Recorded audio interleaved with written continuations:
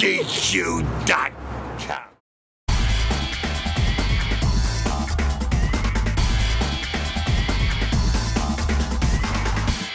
Greetings to everyone out there in the NoDQ galaxy. Welcome to a NoDQ video here on NoDQ.com and the YouTube channel, youtube.com/AaronRift, NoDQ. I have your questions from twitter.com/AaronRift. So let's go ahead and get started today. First one comes from Resident Sleeper 22. Hey Aaron, a problem with this Becky, quote, heel turn is that even if the fans eventually boo her, I do not see a situation where they will start cheering for Charlotte. She is quickly going down the Reigns path. Is it still early enough? How would you salvage this? I think I would wait a few weeks to see how the crowds react. Brooklyn did not care for Charlotte too much. They loved Becky, but that doesn't necessarily mean the crowds are going to react the same way in every city. This may work for WWE. The fans may start booing Becky. They may keep cheering Charlotte. It may only be in certain cities where it's reverse. New York is one of those towns, just like Chicago, just like Toronto, where the fans love to boo the villains. It's bizarro land, as the WWE announcers might put it. If it doesn't work, though, I would certainly change things up, and the easy fix is to just turn them both. Turn Becky back and have Charlotte go heel. Easy solution. I would give it 3 or 4 weeks, see how it plays out, and then go from there. Got this one here from Matthew. Hey Aaron, love the show. Do you think that Constable Corbin is just corporate Cain 2.0, getting the same kind of vibe from the character? I would say there's a lot of similarities between the two characters. Although corporate Cain was almost like Cain's alter ego, Constable Corbin is just Baron Corbin with a haircut and a suit. So I do think they are a little bit different, but it is the same in the sense that Corbin is basically being the muscle for the authority, and corporate Cain was there to help Seth Rollins win his matches. Constable Corbin, he's not really doing that in the same sense, but still, I could definitely see the similarities that people make between corporate Cain and Constable Corbin. I do feel that there are enough differences, though, and I have liked the storyline with Kurt Angle and Corbin, and that's another thing that's also different about it, because before you had the authority and you really did not have a babyface authority figure role at that time. Here you have Kurt Angle, and then you have Corbin, who's reporting to Stephanie and trying to get Kurt in trouble. So it is a little bit of a different dynamic. There are some similarities, but I also feel that there are some differences. Got this one here from Haley Shaw. Please answer in video. I feel like most NXT talent who are called to the main roster are being used as jobbers to the rest of the talent. Do you think it's better for them to stay in NXT? P.S. I think it's safe to say that Sanity are definitely good and buried now. It depends on what you're really looking for as a WWE performer. If you're looking for the money, then you want to be on the main roster. If you want to go out there and have great matches and possibly have some value to your name, then you want to be in NXT. Guys like Johnny Gargano, Tommaso Ciampa, they are making huge names for themselves in NXT. They're having all these great matches. They're standing out. And if you're on the main roster and you're not being used, you're not really doing much of anything. You're maybe working the live events, but you're not getting much TV time, and you're not getting the opportunity to go out there and have a great match that people are going to talk about for years to come. So you're really in a bad spot creatively if you're not being used on television. At least in NXT, you have the ability to go out there and make a name for yourself, which a lot of guys, people like Mike Bennett, are not getting that opportunity. Some might say that a lot of the guys in WWE that are not being used would be better off in NXT. Of course, the problem is that there's just so many people on the roster.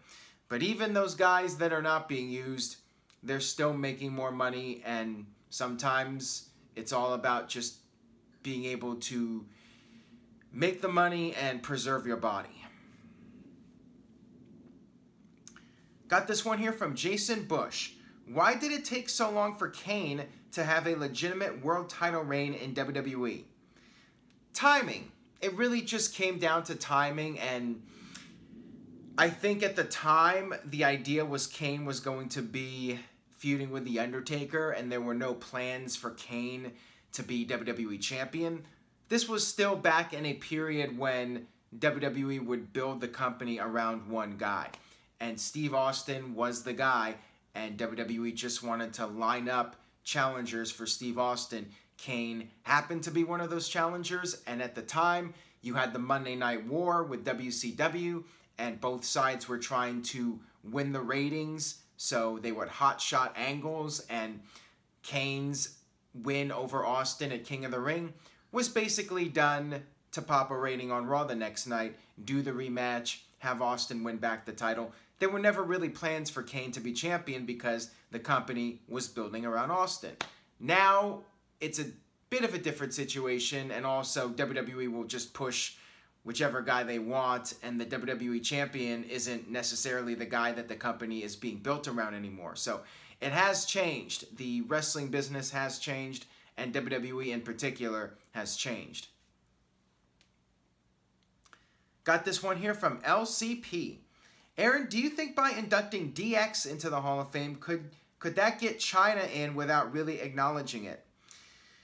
Absolutely. Now, my fear that might offend people is that WWE will induct DX, but they won't mention China. Hopefully they do.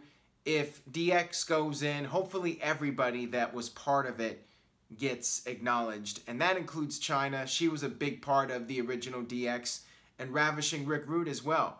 Hopefully he gets some recognition, even though he was more or less the insurance policy for DX, but still, Rude was part of it. So yeah, I would like to see WWE acknowledge them, and this may be a way for China to kind of get in without actually going in full-blown. Same thing as Owen Hart. WWE might induct Owen as part of the Hart Foundation, and there's only so much Martha can really say about that because WWE is honoring other people as well besides Owen. And with China, WWE, I don't expect them to make her the focal point of the Hall of Fame induction if she went in with DX, but one would hope that she would at least get some recognition. Got this one here from Demon Ninja. Once John Cena is done wrestling and is announced for the Hall of Fame, should Kurt Angle, I think he meant Angle, induct him, or do you see somebody else like Vince? It could be Kurt Angle, and they did have their first match on SmackDown together, John Cena's first WWE televised match. But I feel like John Cena is such a big star that WWE will go with somebody above Kurt Angle. With all due respect to Angle, I think it's going to be somebody like Vince, as you mentioned, or maybe even somebody like Triple H. I could see Triple H doing it. I could see maybe even Undertaker doing it down the line. It just depends on when Kurt Angle is going in and who's available, who wants to do it. There are a lot of possibilities, but I sense Angle would be down the list a bit of choices. And I think John Cena would be cool with anybody that WWE picked. So, what do you guys think? Go ahead, leave a comment on NoDQ.com's comment section for this post, for this video. Also, you can leave a comment on the actual YouTube channel. Let me know what you think. Who should induct John Cena into the Hall of Fame once he goes in? And we all know he will. Got this one here from They See Me Rollins. Does WWE have the right to get upset about Dave Meltzer's comments about Peyton Royce when they are the same company that did the Piggy James storyline and had John Cena and the Bella Twins call Vicky Guerrero and Karma fat? If you try to have a moral high ground with all this, then you're going to drive yourselves nuts. What Dave Meltzer said was dumb, but at the same time, wrestling is a cosmetic business. People are judged for how they look.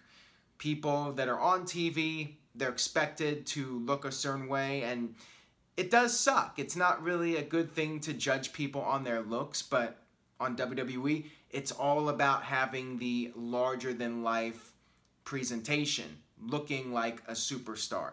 I really don't see the point in criticizing Peyton Royce. I think she's at the bottom of the list of people to criticize, you know. I think you would want to criticize somebody who doesn't look like a star. And maybe if you're going to talk about somebody for their weight, perhaps that's a valid argument if there is something they could do. If they could work out more, if they could diet better. They really should, because they're on national television and other people are putting in the time and effort. But at the same time, sometimes it's good to look different, which is why I think in WWE, you should only judge so much, because there are plenty of guys that have been major stars without looking like major stars. And sometimes it works. But also, some people might just be lazy and not put in the time. So it just depends on the person and the situation. But you don't have to be shredded and have 4% body fat to be a WWE superstar. And there should not be that pressure to look that way. Got this one here from TJS. The mask of a luchador is sacred, yet Andrades Cien Almas throws off his mask during his entrance and lets it touch the ground. Do you feel like this is disrespectful to the lucha roots? I'm not the right person to be asking this question to, because it doesn't really bother me one way or another, but a die-hard Lucha Libre fan or somebody in the business or somebody who respects the heritage, they might be offended by it. I don't know. We are in a different era now, and we've seen countless wrestlers unmask. I mean, even that was considered sacred. When Rey Mysterio unmasked in WCW, Juventud, same thing. When they did that, it generated a lot of controversy at the time, that it was disrespectful, that they shouldn't have done it. But yeah, this is a different case of him throwing the mask on the ground.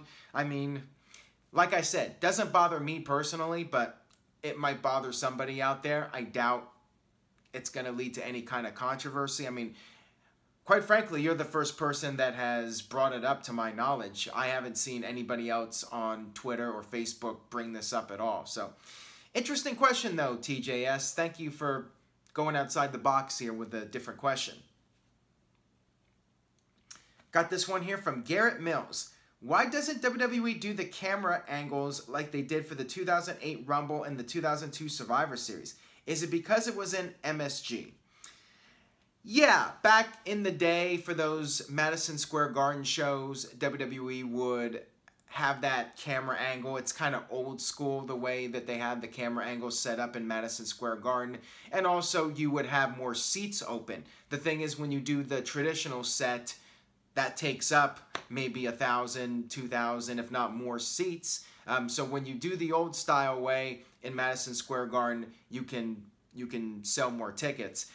It was a Madison Square Garden thing. WWE did not do that in other arenas, and WWE doesn't do TV shows in Madison Square Garden anymore. I think they actually did do it also for the 2009 Raw at MSG, but of course WWE hasn't really done shows in the Garden as of late. But yeah, I thought it was really cool and just a nice change of pace. I definitely liked it for that reason alone. Got this one here from Paul Jackson with the Freddie Mercury avatar. Right on. Hey Aaron, with Raw being in Toronto next week, does WWE start with would be a 2-month build for Trish Stratus versus Alexa Bliss at Evolution, since Toronto is Trish's hometown? You would think that WWE would announce this in advance on Raw. They could say, hey, next week Toronto, Trish Stratus is going to be on Raw. So it is a little bit mind-boggling, but at the same time, Evolution is still 2 months away, and people are wondering, why did WWE announce this match so far in advance? And the reason is that the tickets have gone on sale. I think there's already been a pre-sale, and the tickets are going on sale Friday. WWE wanted this match out to sell tickets. But yeah, Toronto would make a lot of sense for Trish to show up. I would have announced it in advance if it was me. I would promote it, make a big deal out of it. For all we know, WWE on Saturday afternoon on Twitter might say, by the way, Trish Stratus appearing on Raw. It's the new thing WWE does. I'm an old school guy. I miss the days when WWE would hype it up and let people talk about it for a week and speculate and guess, instead of just throwing it out there randomly a day or two before the show. So it could happen, but WWE might wait until after Hell in a Cell before they start building up the Evolution pay-per-view, other than their occasional references.